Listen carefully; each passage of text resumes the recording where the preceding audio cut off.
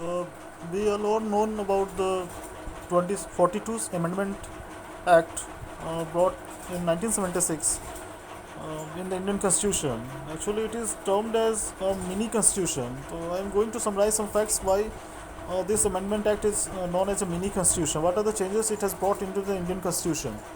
See, in the preamble, the words socialist, secular, and integrated are added. The changes brought by the 42 Amendment Act, you can see the changes in the preamble made. Words socialist, secular and integrity have been added.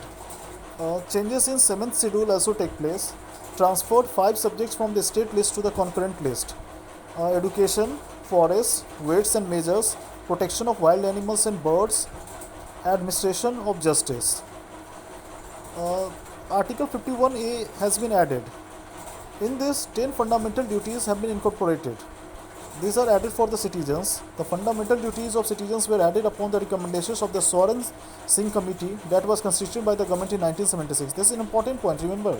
The fundamental duties of citizens were added upon the recommendations of the Swaran Singh Committee that was constituted by the government in 1976. Then the changes made in the matters regarding to Parliament made President bound to the advice of the Cabinet, allowed Centre to deploy central forces in state to deal with the conflicting situations of law and order, Article 257A, gave special discriminatory powers to the Speaker of Lok Sabha and Prime Minister, Article 329A. Directive principles were given precedence over fundamental rights, and any law made to this effect by the Parliament was kept beyond the scope of judicial review by the court.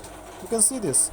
Directive principles were given precedence over fundamental rights, and any law made to this effect by the Parliament was kept beyond the scope of judicial review by the court.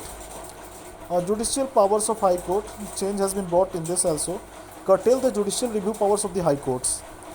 Articles 323A, Article 323B and Part 14A. Here the changes were also made. Part 14A added entitled as tribunals dealing with administrative matters and tribunals for other matters. The directive principles of state policies, in this 4 new DPSPs were included along with the existing list of DPSPs. See these 4 new points. To secure opportunities for the healthy development of children, Article 39. To promote equal justice and to provide free legal aid to the poor, Article 39A. To take steps to secure the participation of workers in management of the industries, Article 43A.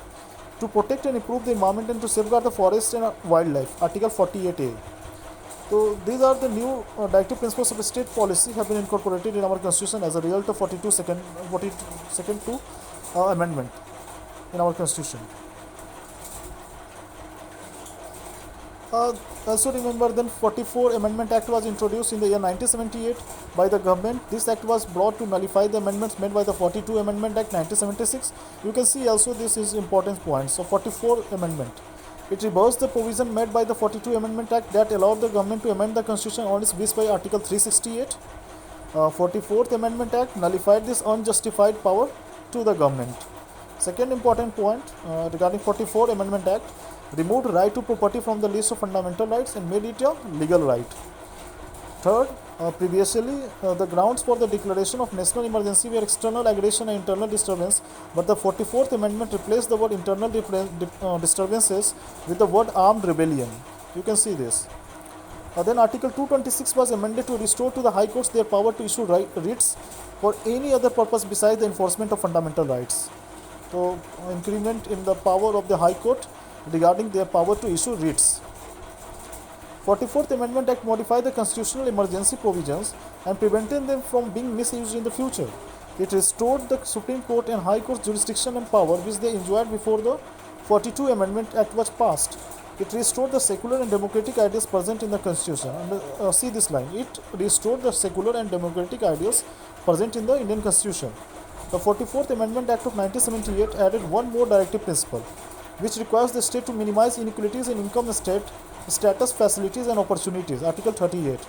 The 44th Amendment Act of 1978 added one more directive principle which requires the state to minimize inequalities in income, status, facilities and opportunities. This is incorporated in Article 38. The 42 and the 44th Amendment Acts of 1976 and 1978 respectively have made the ministerial advice binding on the President. The 44th Amendment Act of 1978 introduced a new provision to put a restraint on the power of Parliament to extend the proclamation of President rules beyond 1 year. Thus, it provided that beyond 1 year, the President rules can be extended by 6 months at a time only when the following two conditions are fulfilled.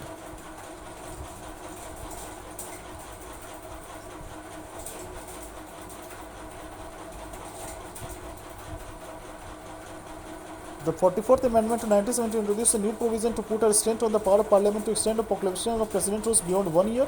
Thus, it provided that beyond 1 year, the President rules can be extended by 6 months at a time only when the following two conditions are fulfilled. So, these are regarding our amendment number 42 and 44 brought in 1976 and 1978.